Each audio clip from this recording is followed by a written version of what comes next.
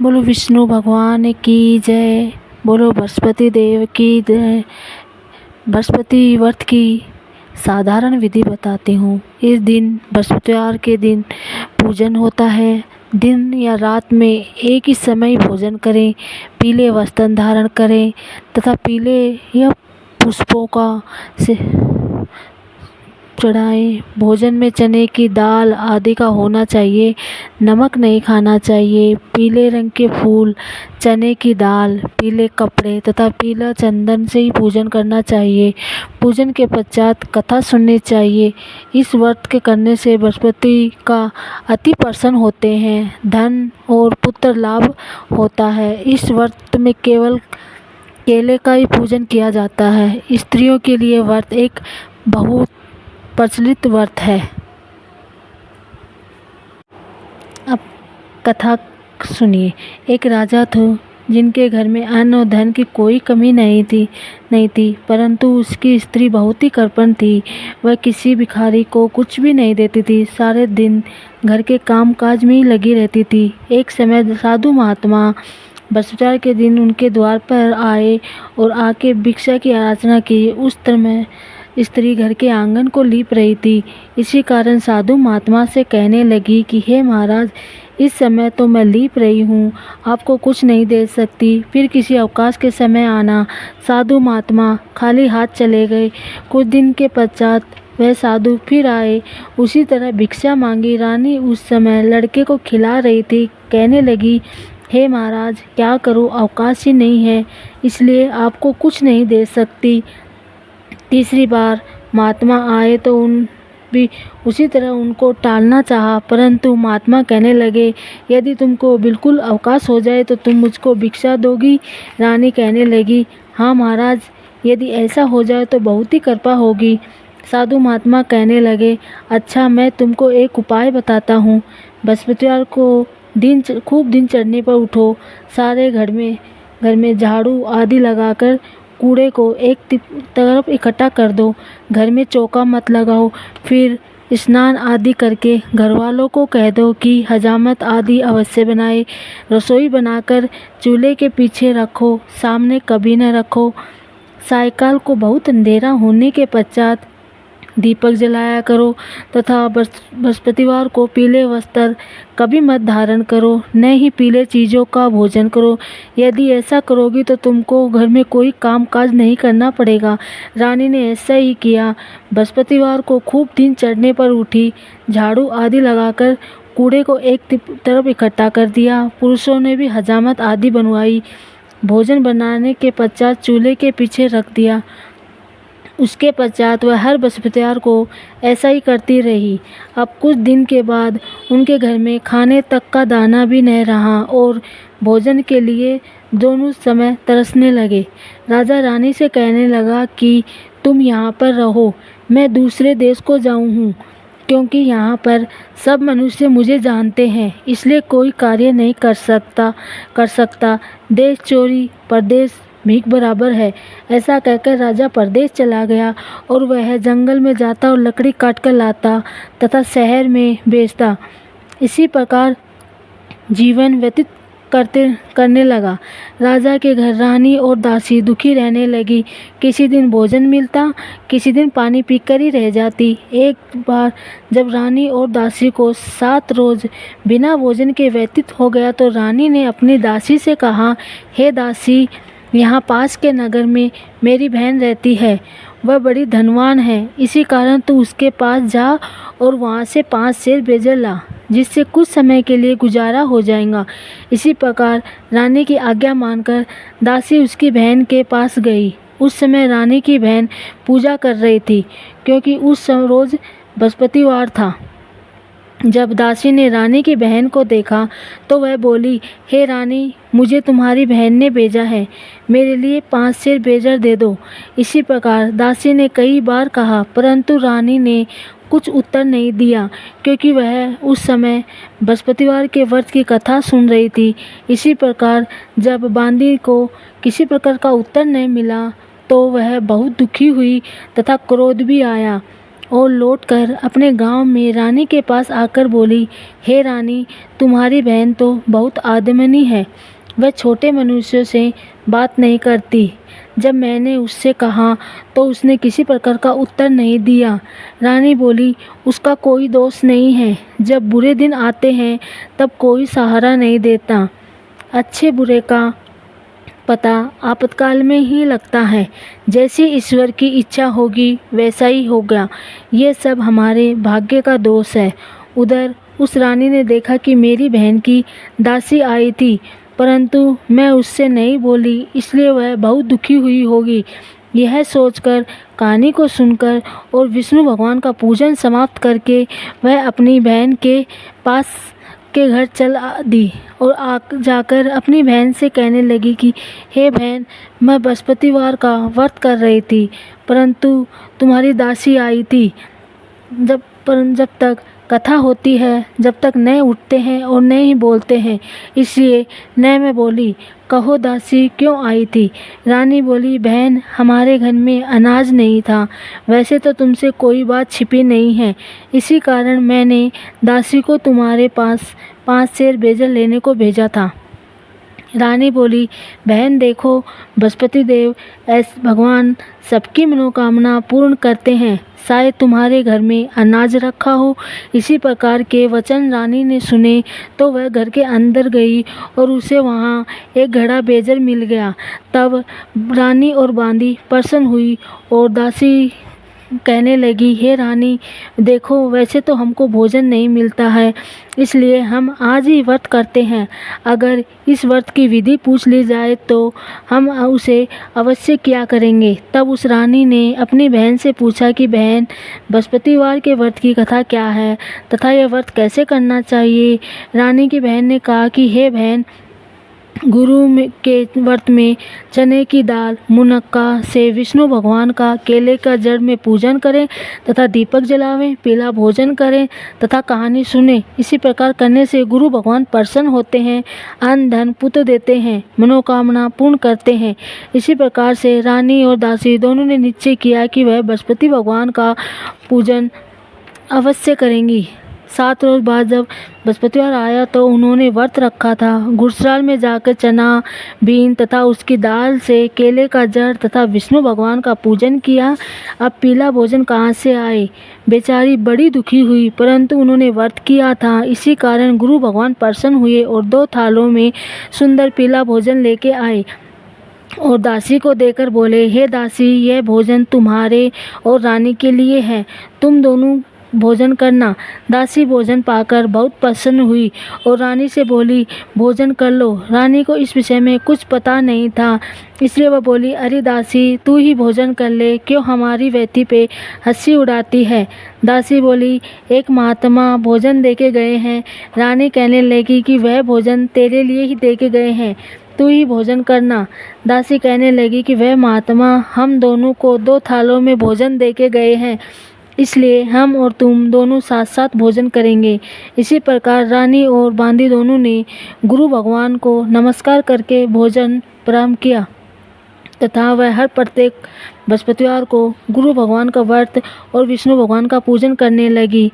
बृहस्पति भगवान की कृपा से रानी और दासी के पास फिर काफ़ी धन हो गया, तो रानी फिर उसी प्रकार आलस करने लगी। तब दासी बोली, देखो रानी, तुम्हें पहले इसी प्रकार आलस किया करती थी, तुम्हें धन रखने में कष्ट होता है, इसी कारण सभी धन नष्ट हो गया है। अब पुण्य भगवान की कृपा से धन प्राप्त हुआ है तो तुम्हें फिर आलस होता है। बड़ी मुसीबतों के बाद हमने यह धन पाया है, इसे हमें दान पुण्य करना चाहिए तथा भूखे मनुष्यों को भोजन कराओ, प्याऊ लगवाओ, ब्राह्मणों को दान दो, कुआं, तालाब, बावड़ी आदि का निर्माण कराओ, मंदिर पाठशाला बनवाकर दान दो, कुंवारी कन्याओं का विवाह कराओ, धन्य को शुभ कार्यों में खर्च करो, जिससे तुम्हारा यश फैलेगा तथा स्वर्ग प्राप्त होगा। जब रानी ने इसी प्रकार के कर्म करने का आरंभ किया तो उसका यश फैलने लगा। रानी और दासी विचार करने लगे कि न जाने राजा किस प्रकार होंगे, उनकी कोई खबर नहीं मिली है। गुरु भगवान से उन्होंने प्रार्थना की और भगवान ने रात्रि में राजा को संपन्न में कहा, हे राजा, उठ उठ, तेरी रानी तुझे याद करती है, अपने देश को चलो। राजा प्रातःकाल उठा और विचार करने लगा कि स्त्री जाति खाने और पहनने की संगनी होती है, पर भगवान की आज्ञा मानकर वह अपने नगर के लिए चलने को तैयार हुआ। इससे पूर्व जब राजा परदेश चला गया था तो प्रतिदिन जंगल में से लकड़ी बीनकर लाने लगा तथा उसे शहर में बेचकर अपने दुखी जीवन और कठिनाइयों से व्यतीत करता था। एक दिन राजा दुखी होकर पुरानी बातों को याद करके रोने लगा। तब उस जंगल में से बृहस्पति देव एक साधु के रूप में धारण करके आ गए और राजा के पास आकर बोले, हे लकड़हारे, तू इस जंगल में किस चिंता में बैठे हो, मुझको बताओ। यह सुनकर राजा नेत्रों में आंसू भर लाया और बोला, हे प्रभु, आप सब कुछ जानने वाले हो। इतना कहकर साधु को अपनी संपूर्ण कहानी बता दी। महात्मा दयालु होते हैं। वह उससे बोले, हे राजा, तुम्हारी स्त्री ने बृहस्पति देव का अपमान किया था, जिसके कारण तुम्हारी यह दशा हुई है। अब तुम किसी प्रकार की चिंता मत करो, भगवान तुम्हें पहले से अधिक धनवान करेगा। देखो, तुम्हारी स्त्री ने गुरु भगवान का व्रत आरंभ कर दिया है और तुम मेरा कहना मानकर बृहस्पति का व्रत करके चने की दाल, गुड़, जल को लोटे में डालकर केले का पूजन करो। फिर कथा कहो और सुनो, भगवान तेरी सब मनोकामना पूर्ण करेंगे। साधु को प्रसन्न देख राजा बोला, हे प्रभु, मुझे लकड़ी बेचकर इतना पैसा नहीं मिलता है जिससे भोजन करने के उपरांत मैं कुछ बचा सकूं। मैंने रात्रि में अपनी रानी को व्याकुल देखा था और मेरे पास कुछ भी नहीं है जिससे कम से कम उनकी खबर मंगा सकूं, और मैं कौन सी कथा कहूं यह मुझको मालूम नहीं। साधु ने कहा, हे राजा, तुम किसी प्रकार की चिंता मत करो। बृहस्पतिवार के दिन रोजाना की तरह लकड़ी लेकर शहर जाओ और तुमको उस दिन से 2 गुना धन प्राप्त होगा, जिससे तुम भली प्रकार भोजन कर लोगे। और जब बृहस्पतिवार का दिन आया तो राजा जंगल में से लकड़ी काटकर शहर बेचने गया। उसे उस दिनों से अधिक पैसा मिला। राजा ने चना, गुड़ आदि लाकर गुरु भगवान का व्रत किया।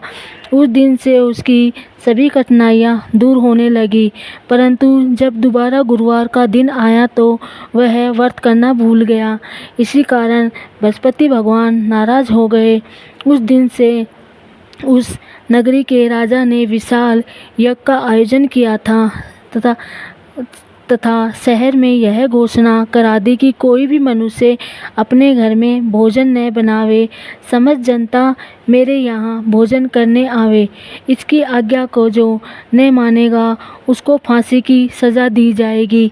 राजा की आज्ञा अनुसार शहर के सभी लोग भोजन करने गए, लेकिन लकड़हारा कुछ देर से पहुँचा।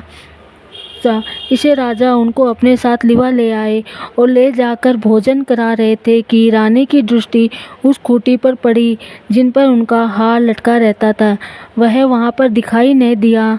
रानी ने निश्चय किया कि मेरा हार उसने चुरा लिया है। उसी समय पुलिस को बुलाकर उसे जेल खाने में डाल दिया। जब राजा जेल खाने में पड़ गया और बड़ा दुखी होकर विचार करने लगा कि न जाने किस पूर्व जन्म के कर्म मेरे लिए दुख प्राप्त हुआ है, और उसी साधु को याद कर रोने लगा जो जंगल में मिला था। उसी समय तत्काल बृहस्पति देव साधु के रूप में प्रकट हो गए और उसकी दशा को देखकर कहने लगे, अरे मूर्ख, तूने बृहस्पति देव की कथा नहीं की, इसी कारण तेरे लिए यह दुख प्राप्त हुआ है। अब तू चिंता मत कर। बृहस्पतिवार के दिन जेल खाने के दरवाजे पर 4 पैसे पड़े मिलेंगे।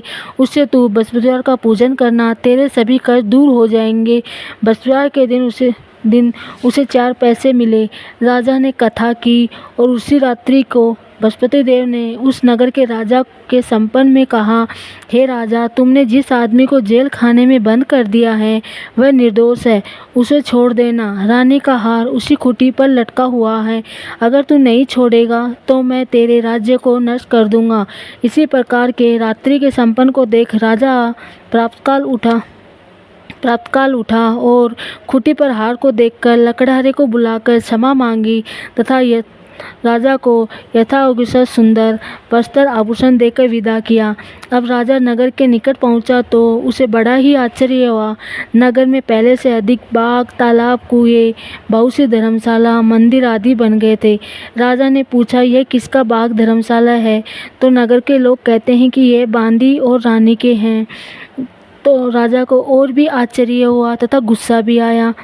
जब रानी ने यह खबर सुनी कि राजा आ रहे हैं तो उसने अपनी बांदी से कहा कि हे दासी, देख, राजा हमको कितनी बुरी हालत में छोड़कर गए थे, कहीं हमारी ऐसी हालत देखकर लौट न जाएं, इसलिए तू दरवाजे पर जाकर खड़ी हो जा।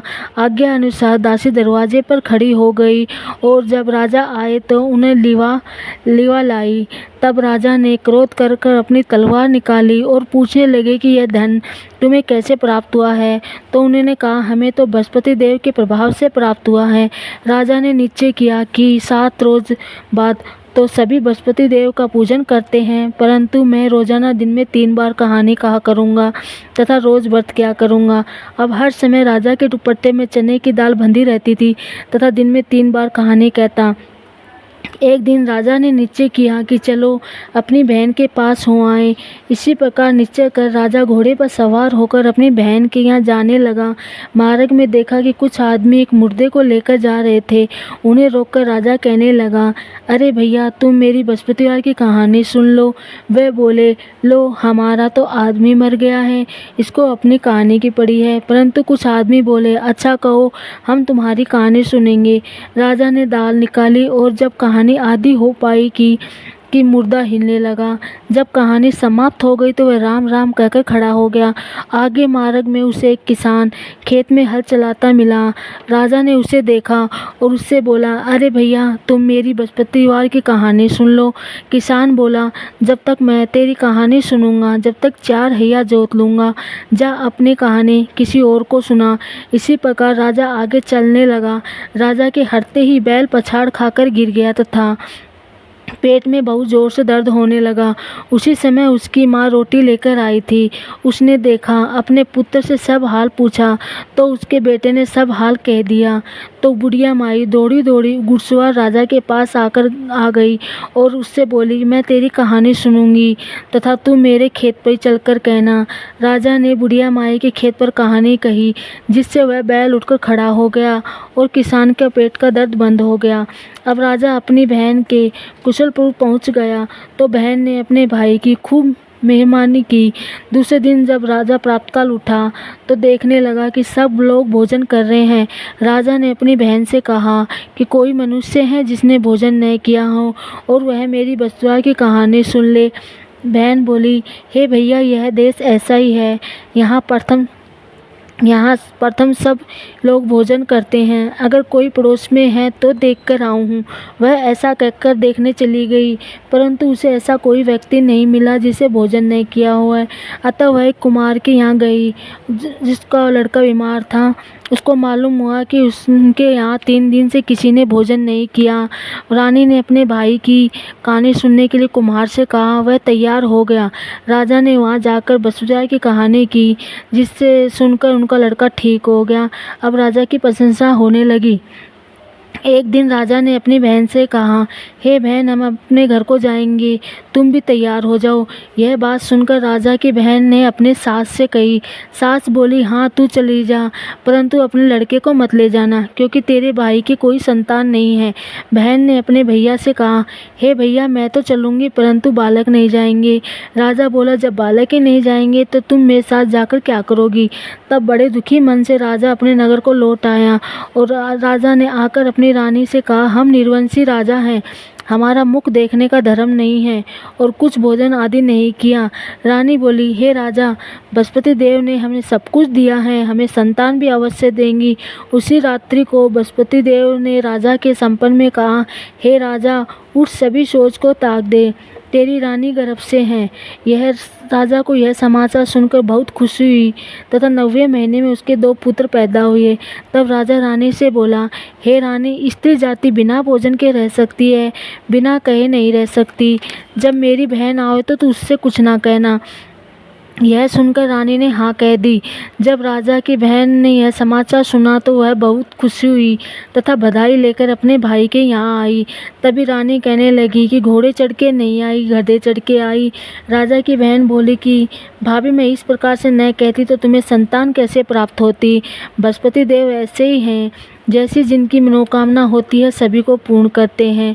जो भावुक और प्रेमुक बृहस्पतिवार का व्रत करता है तथा कथा पढ़ता है तथा सुनता है तथा दूसरों को सुनाता है, बृहस्पति देव सबकी मनोकामना पूर्ण करते हैं।